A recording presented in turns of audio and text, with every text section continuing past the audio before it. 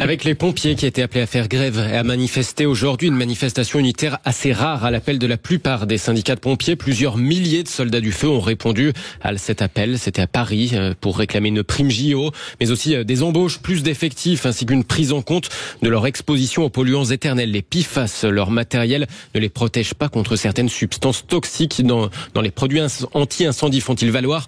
Bonsoir André Goretti.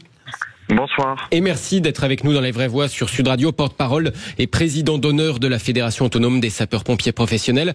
Bon, c'est pas tous les jours qu'on voit autant de pompiers dans la rue et une telle unanimité syndicale. La colère est particulièrement forte dans vos rangs?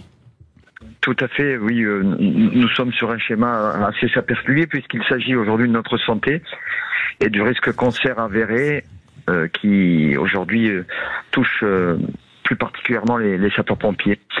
Les toxiques issus des fumées donc nuisent à notre santé et jusqu'à ce jour aucun moyen n'a été rendu obligatoire pour protéger les sapeurs-pompiers. Qu'est-ce qu'on pourrait faire? C'est extraordinaire, c'est la première fois que j'entends cet argument. D'abord, tout le monde est derrière toujours les sapeurs-pompiers. Vous êtes une profession les plus aimées avec les agriculteurs, mais j'ignorais qu'il y avait ce risque toxique-là, notamment avec les polluants éternels sur les produits utilisés pour éteindre les incendies ou sur les fumées.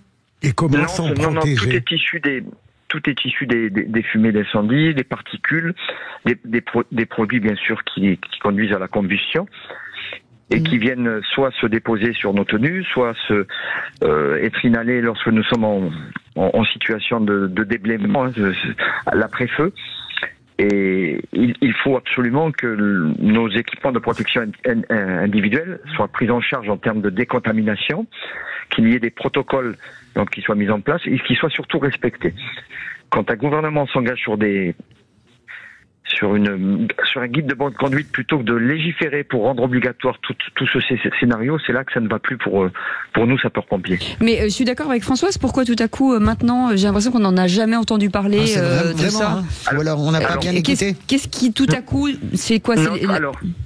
Notre fédération réclame un principe de parallélisme avec les autres pays. Mais ce qui nous avait été avancé jusqu'à maintenant, c'est que les fumées françaises étaient différentes des autres pays. Ah bon? Vous devez faire un billet là-dessus. Excusez-moi, mais c'est une théorie fumeuse. C'est une vérité. C'est la position gouvernementale qui était affichée de la sorte et de ceux qui nous dirigent. C'est de nous dire, mais les analyses n'ont pas été encore conduites au niveau de la France, donc laissez-nous le temps d'effectuer nos recherches pour pouvoir prendre en charge, alors que aux États-Unis, au Canada, en Suède, en Belgique, dans d'autres pays, il y a très longtemps qu'on se préoccupe de la santé des sapeurs-pompiers. Et principalement, le grand nombre de sapeurs-pompiers qui ont été touchés aux États-Unis, c'est après les tours jumelles. Eh ben merci en tout cas André Goretti d'avoir été avec nous, porte-parole et président d'honneur de la Fédération autonome des sapeurs-pompiers professionnels. On a appris des choses. Ah ouais, vraiment. Et on est avec vous. Enfin, moi j'assume, je suis avec vous de tout cœur. Moi j'ai ma carte. Toujours la meilleure de la classe. Gna gna gna. Allez,